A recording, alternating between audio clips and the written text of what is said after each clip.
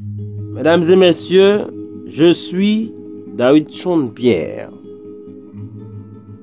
C'est avec une certaine inquiétude, une sincérité profonde, une lourde conscience et un cœur rempli d'interrogations que je me tiens devant vous aujourd'hui pour réfléchir sur le tracé incertain de notre monde en cette nouvelle année 2024.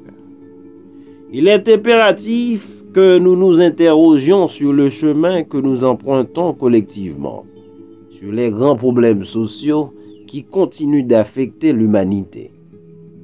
Jean-Jean Roosevelt, ce chanteur engagé de la musique haïtienne, nous a laissé cette question percutante. Pourquoi a-t-on grandi si c'est pour compliquer la vie? Une question qui résonne au cœur des inquiétudes contemporaines.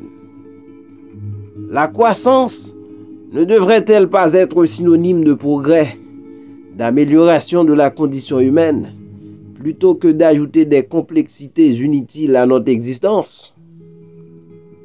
Nous avons besoin d'une croissance bien orientée, qui cherche à créer un impact positif, à développer le bien-être collectif et à promouvoir des valeurs durables.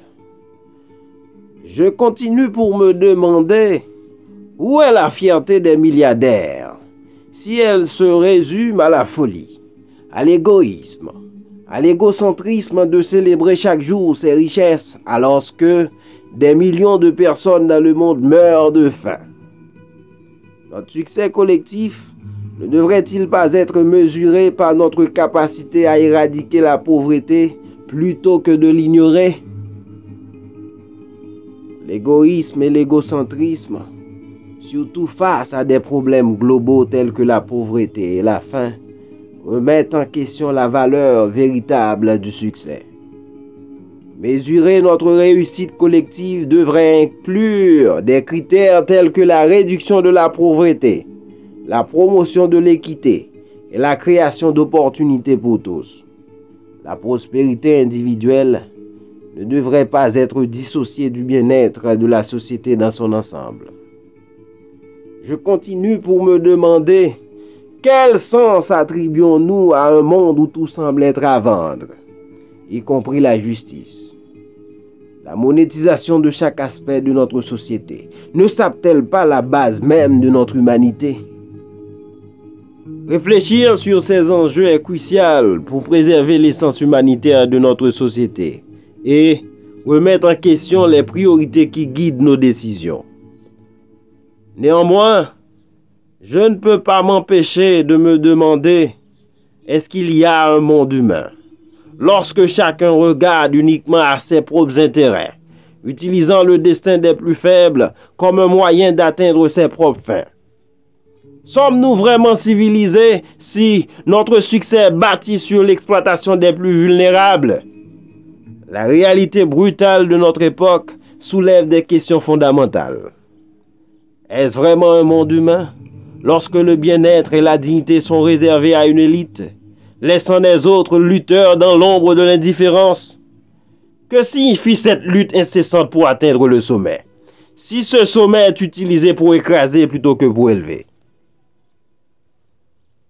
La distribution inégale du bien-être et de la dignité, réservée à une élite, crée une ombre d'indifférence sur ceux qui luttent.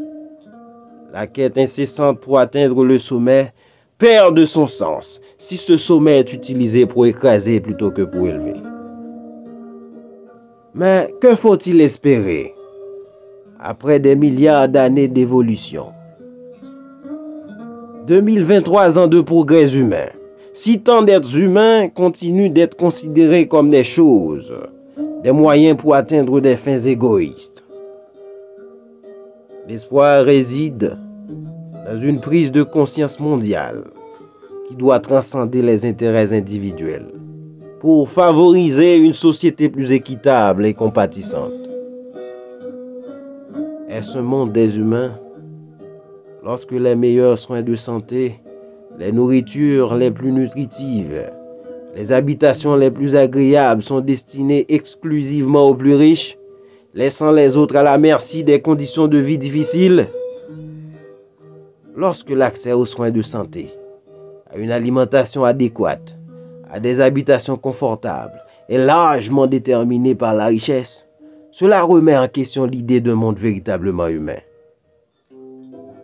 L'équité sociale et économique est très importante pour créer un monde véritablement humain, où la dignité et le bien-être sont des droits accessibles à tous, indépendamment de leur statut financier.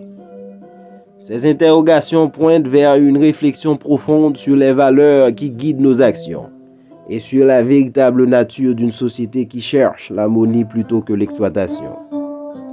Voilà ma thèse. Il faut repenser le monde.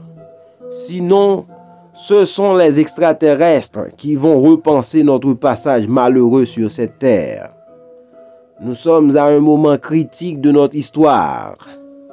Et il est de notre devoir de remettre en question le statu quo. La question fondamentale que chaque individu doit se poser est la suivante.